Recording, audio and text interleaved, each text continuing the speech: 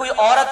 پیالے میں اپنا دودھ نکال کے کسی مرد کو پلا دے تو وہ اس کے ساتھ حرمت والا رشتہ اس کا اس طریقے سے بن جائے گا،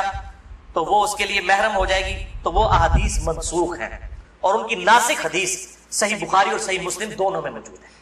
اب امام ابن تیمیہ ان حدیثوں کے اوپر عمل کر کے انہوں نے فتویٰ دے دیا کہ اگر کوئی مرد اپنی بیوی کا دودھ پی لے تو نکاح بھی ٹوٹ گیا، ہمیشہ کے لیے وہ حرام ہو گئی، اور یہ سارا معاملہ حالانکہ یہ حدیث موجود ہے بخاری اور مسلم دونوں میں۔ صحیح بخاری میں انٹرنیشنل نمبر کے مطابق 5102، صحیح مسلم میں 3606 اور مشکات میں 3168 3168 کہ نبی صلی اللہ علیہ وسلم نے ارشاد فرمایا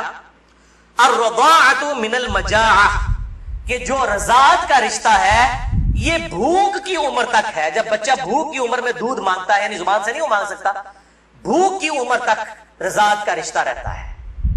اور وہ قرآن حکیم میں 2 سال بتائی گئی ہے دودھ چھڑانے کی عمر۔ تو آپ صلی اللہ علیہ وسلم نے کلیئر کٹ فرما دیا کہ جو دودھ چھڑانے کی عمر ہے اس دوران اگر کوئی بچہ دودھ پی لے، اور وہ بھی صحیح مسلم کی حدیث کے تحت 5 مرتبہ، تو تب رضاعت کا رشتہ، دودھ کا رشتہ اسٹیبلش ہوگا، ورنہ نہیں ہوگا۔ تو آپ جو بڑا مطلب تو 2 سال کا تو نہیں ہے، تو اس میں ظاہر ہے کہ بالکل امپلائڈ ہے کہ اگر کوئی اس طرح کا معاملہ کر لیتا ہے تو نہ رضاعت قائم ہوگی اور نہ میاں بیوی کا آپس میں کوئی نکاح ٹوٹنے والا معاملہ ہوگا۔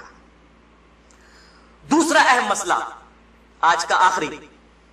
وہ ہے میرے بھائیوں عزل کا ایشو، یا ماڈرن لینگویج میں کنڈوم کا استعمال۔ عزل عربی میں کہتے ہیں الگ ہو جانے کو، یعنی جب میاں بیوی ازدواجی تعلق قائم کریں،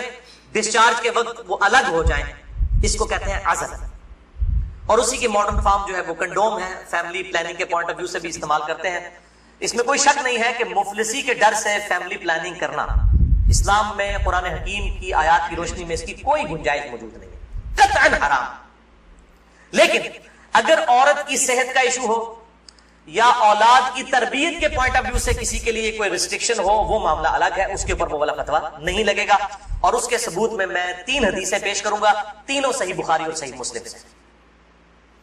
لیکن اس میں یاد رکھیں کہ جو لوگ اس حوالے سے مرد اپنی نس بندی کروا لیتے ہیں، یعنی سیکچولی ڈسیبل ہو جاتے ہیں ہمیشہ کے لیے، جان بوجھ کے میڈیکلی کروا لیتے ہیں، یا عورتیں اپنی یوٹرس نکلوا دیتی ہیں، اگر کوئی بیماری یا کینسر والا ایشو نہ ہو وہ الگ بات ہے کہ جی تاکہ جی ہمیشہ کے لیے معاملہ اسٹیبلش ہو جائے گی، قطعاً حرام ہے اور بدعت کبریٰ ہے۔ یہ اللہ کی شریعت کو بدلنا ہے،